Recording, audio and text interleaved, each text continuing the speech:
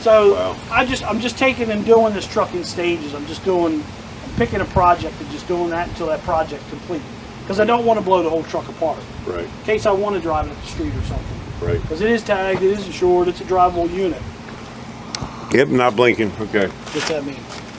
Every now and then the battery will go low and it'll start blinking and you don't even know it and it shuts off. Shuts off.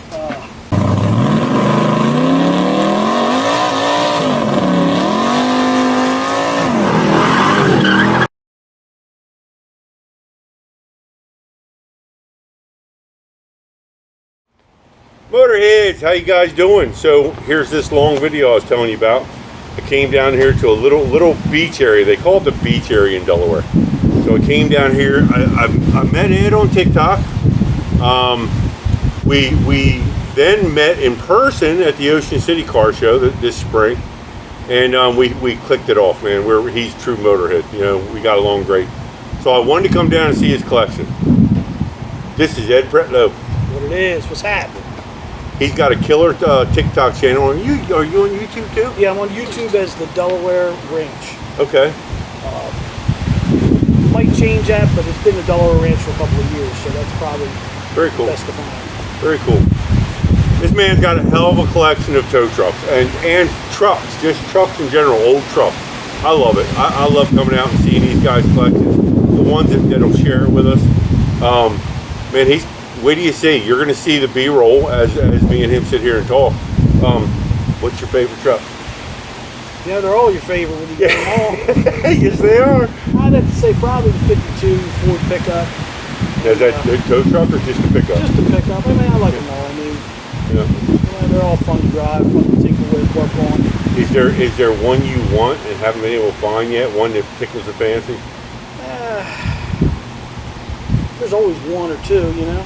My problem is I like too much stuff. I mean, we got this 49 Chevy tow truck that's on an 84 frame. I've got 52 Ford pickup. Over there in the other garage is a 70 Ford van I bought from California. And then right there next to us in this garage is a 70 Nova that I bought in West Virginia a year ago almost. Which is actually that car's actually got a cool story. It's been floating around on the internet that a guy named Earl Smith in West Virginia bought a drag strip and he sold a bunch of his classic cars off to use that money from the classic cars to help rebuild the drag strip, and that's one of the cars. Nice.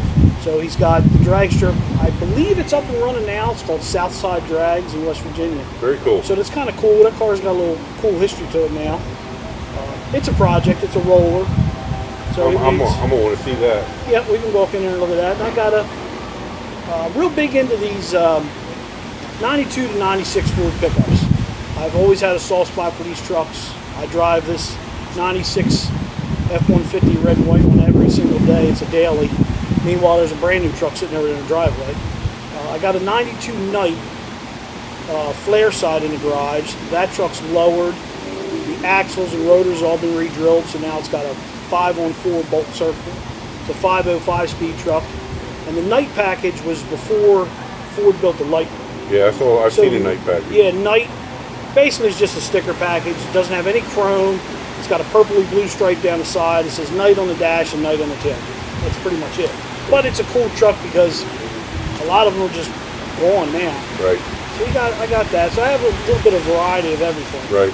The Nova and the 58, there's a 58 Thunderbird back there. They're the only two cars that we own. Everything else is pickup trucks and tow trucks. And Jeep. And Jeeps. Plenty of cool Jeeps here. So you know what? I always ask. I always gotta ask. How'd you get started? What triggered you in this, man? I grew up in this business. I grew up in the automotive business. Okay, where'd you grow up? I grew up in Newark, Delaware. off of Red Mill Road. My father owned a repair shop that I grew up in. So my father had a repair shop and he owned sweeper trucks at the same time. So as being a young kid, I got to drive this stuff when I was young because somebody had to work on the trucks and move them around. So I got to learn how to drive at a young age, and I learned how to work on equipment and stuff at a young age. And my father was the kind of guy that we had a shop, but every tool that you could imagine. My dad would show you one time how to do something, and after that, you're on You your better own. know how to do it. And the only thing Pop would tell you is, don't burn the garage down. And he'd walk away from you and leave you. But we cleaned Christiana Shopping Center, the mall. Yeah. We cleaned that parking lot. We cleaned a bunch of other parking lots throughout Newark. And then as years went on and I got older, my dad sold the sweeper trucks and closed the repair shop, and he got into gas stations. And then I kind of branched out on my own. And me being me, I had kids at a young age, so I had child support, I had a job, and I had a hobby. Well, all of them don't go together too well. So I always had a shop. I always rented a shop that I did side work, and I always had a job during the day. So I always worked for a repair shop. And then in the evenings and nights, I'd go to my shop, do side work, and then work on my own Pay job. the bills. And as years went on, it evolved into a off-road shop, because I was big into the lifted trucks, and you'll see in a minute I saw that one. there's a 90 F350 on 44s. I built a ton of that stuff and fixed a lot of that stuff. So my shop back then was called 4x4 Unlimited, and everybody that had a lifted truck had a regular car. So they needed a regular car fixed because they didn't drive their lifted truck every day. Right. So it all just kind of went hand in hand, and it just, as the years go on, it just keeps evolving. And years later, I started a towing business, and I got out of that, and I worked for a car lot for many years, and now I'm at I guess it's a repair shop, hot rod shop. We got a machine shop, and I work on a lot of hot rods during the day, plus some newer regular cars, but I'm still turning wrenches at 52 years old, and now I just come home and play with this junk here. Not junk. I love it. First car love. It was a 56 Chevy pickup. Nice. No, I said first car love. As in car? Car. I never really had a car when I was younger. I always Really? had trucks. So it was all the truck. It was trucks. My dad had a 56 Chevy pickup. I ended up with that. Because that was the next question. First truck love, because you're a truck guy. Well, but it was trucks would've been- drug you yeah. in. Trucks got you. It was actually, I think I was 14 or 15 years old, thinking. My dad had a 67 Chevy 67 Chevy pickup that had a fuel tank in the bed. We used that truck to fuel some of the sweeper trucks that we'd leave on the jobs.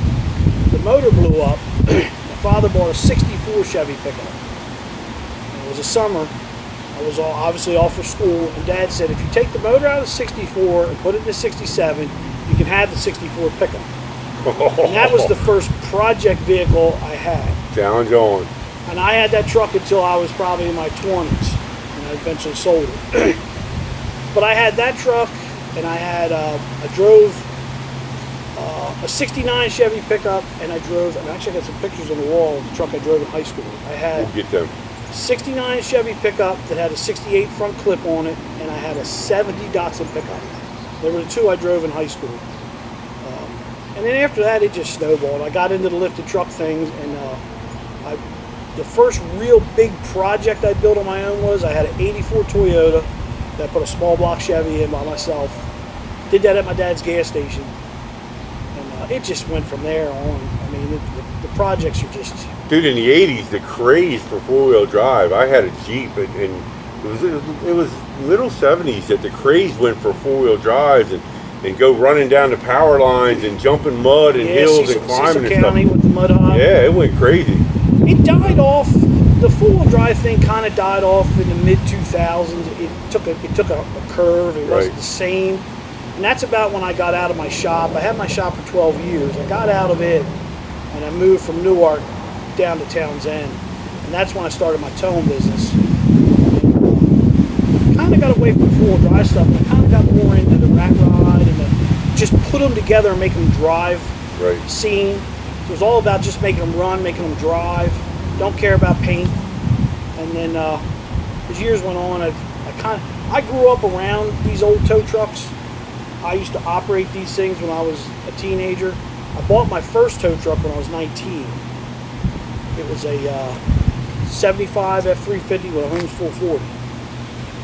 And that was the first tow truck I owned. I had that. I think I had that about the time I had the V8 Toyota, right around that time. And I think I still had my Chevy truck from high school about that time. But I just, for some odd reason, my dad never was into tow trucks. We didn't have tow trucks at the gas station. He didn't want to be bothered with them. I always wanted him to get tow trucks. I was fascinated with the cable system. You could pick up everything. You could extend the boom out. You could do anything. Yeah, you could do a lot with these old trucks. I had a 70 Chevy long bed with a bolt-in Holmes unit. And they ran a PTO. Yep, they ran a PTO to it, and the guy let me use it at my shop. I'll probably post a picture of it. This thing can do anything. My God, extend the boom out, pull a motor out of a car, drag cars around the shop, rearrange things. I mean, that's what got my love for him. And then I was telling you about the bed in Felton. I was like, man, look at this cool dual boom bed with all the ironwork in it back in the 40s and 50s. Amazing ironwork they did to make these things. And then I started seeing some crank ones, and I was like, God.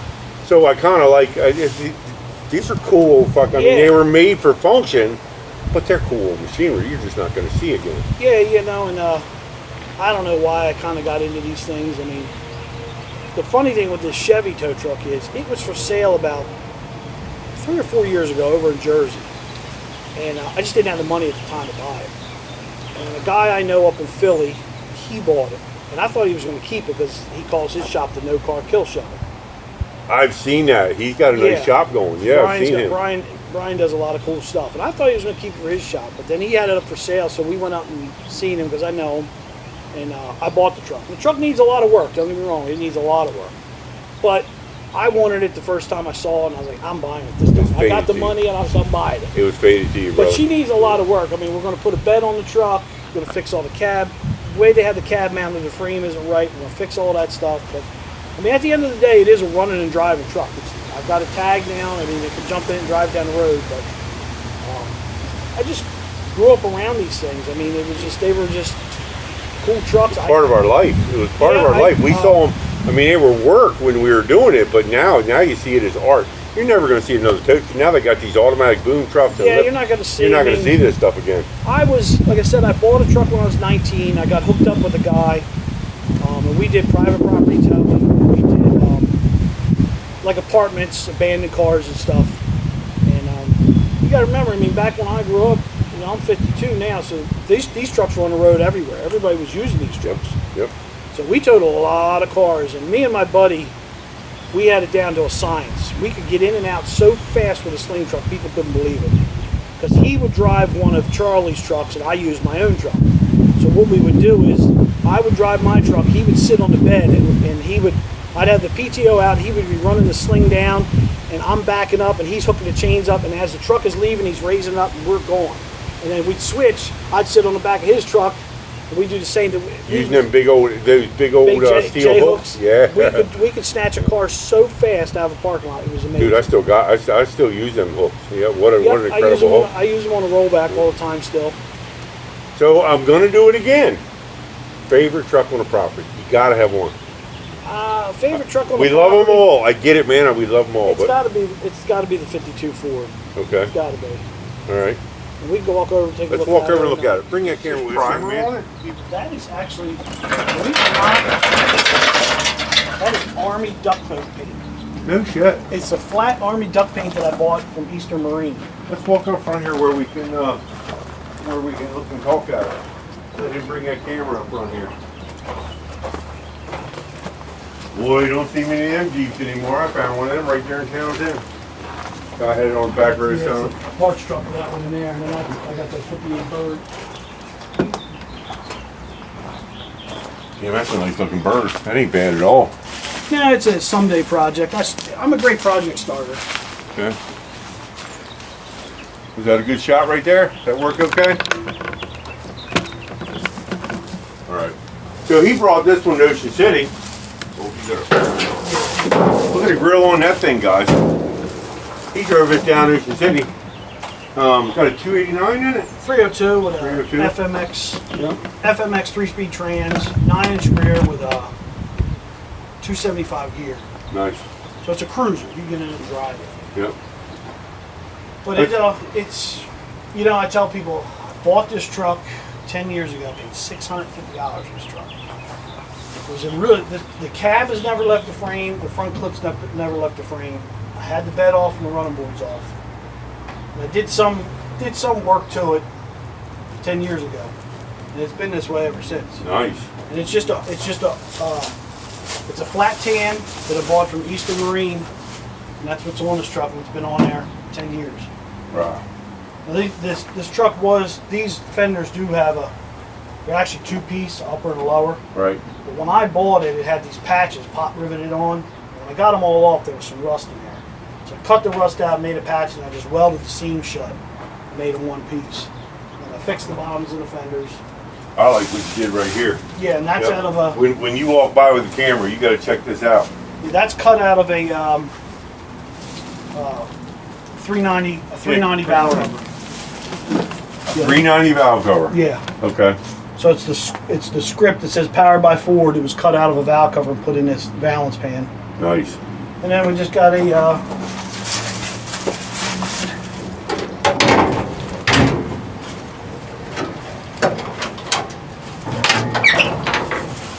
302 Ford in there. That's all you need for cruising, man. It's all. It's two barrel. It's got it. Does have a cam and it does have a gear drive in it. And it has some head work done to it, but I don't know much about what head work or nothing. It was a motor I bought from a guy that was already together running. It was in something else.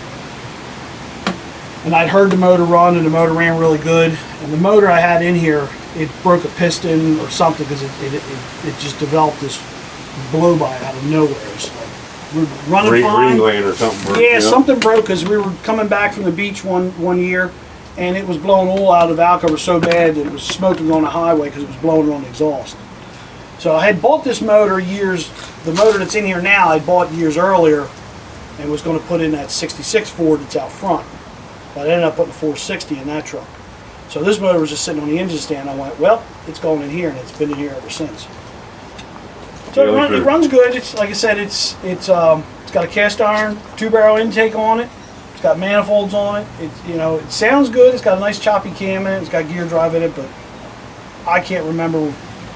I used to have the cam cards and all the paperwork for where the guy had the motor built, but I've since lost it.